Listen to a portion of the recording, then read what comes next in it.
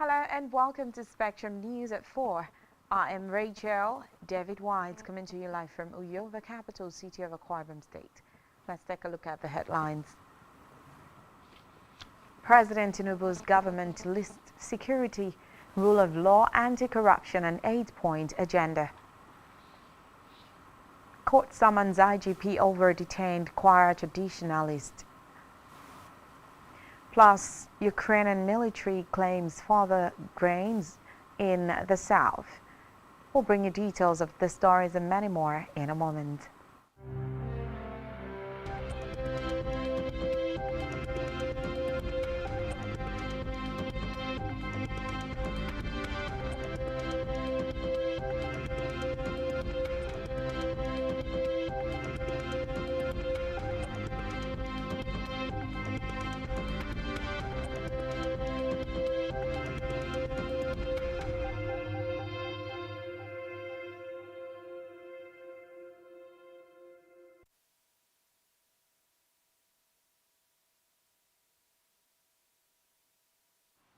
We begin this afternoon from the national scene where the administration of President Bola Tinubu has revealed its 8-point agenda aimed at moving the Nigerian economy forward, including fighting corruption, protecting the rule of law and providing security for Nigerians and businesses. The Minister of Finance and Coordinating Minister of the Economy, Wale Edun, listed the items during an interaction with journalists at the State House Abuja. Following the inaugural Federal Executive Council (FEC) meeting, Edun disclosed that the items include food security, ending poverty and economic growth, as well as job creation. According to the Finance Minister, it is around those metrics that the administration plans and targets what will be delivered in the next 3 years. Meanwhile, the Federal Executive Council (FEC) has unfolded a 3-year economic revival plan to address the social and economic challenges affecting the country. The inaugural cabinet meeting, which was held at the council chambers of the Presidential Villa, Abuja, was presided over by President Bola Tinubu, who unveiled his vision for economic growth, prosperity for all and ending poverty. Addressing the ministers, the president admonished them to achieve the first phase of his administration's 8-point agenda within 3 years.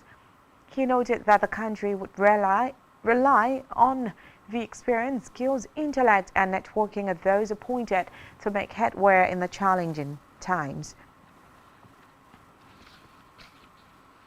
In the meantime, Vice President Kashim Shettima has charged members of the Presidential Committee on Fiscal Policy Tax Reforms to develop a robust roadmap that will transform the economy of the country. The Vice President gave the charge today when he received an audience members of a committee led by Chairman Taiwo Oyodele at the Presidential Villa, Abuja. Shettima, who stressed the importance of fiscal policy and tax reforms, noted that it was a potent tool for resource mobilization. According to him, the committee should make recommendations that are quick, deliverable in view of the nation's current economic realities. Shettima, who pressed the composition of the committee, said that the composition of the committee bears testimony to the seriousness that the Tinubu attaches to its mandate.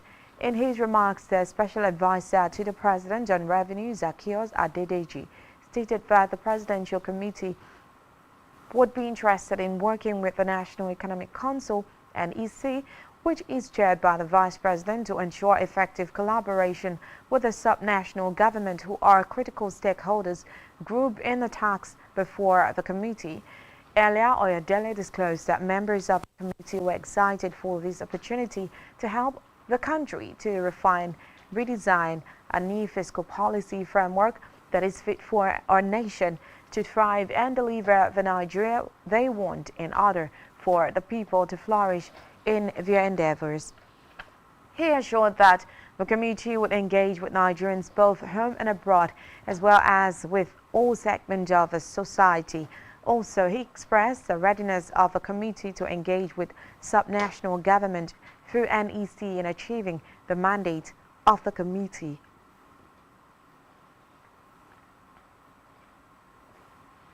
In delegation of the Presidential Committee were Kyari A. Abubakar Taiwo, Adeluju, Ismaila M. Zakari, Professor Abiola Sani, Dr. Chinyere Almona, Abubakar Suleiman, Bamad Ogara Lawson, Taminu Yakubu, and Mohammed Nami.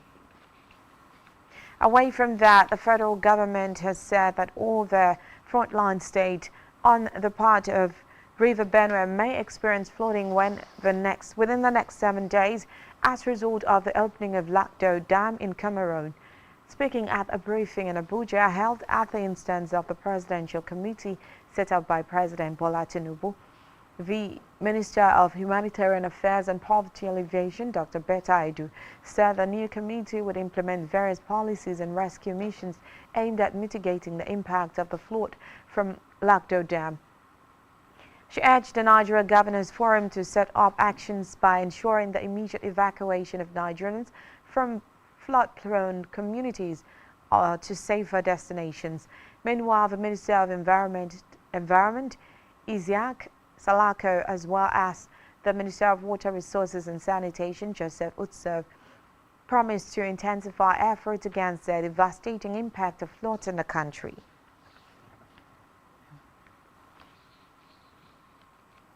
In a separate development, the Minister of Works, Dev Umahi, says the completion of the London-Ibadan Expressway is scheduled for mid-September this year after reconstruction commenced on the busy road. The minister made the statement today during a visit to the site of completed and ongoing federal government project in Lagos State. Reports say construction work is ongoing on the last stretch of both sides of the expressway after several missed deadlines.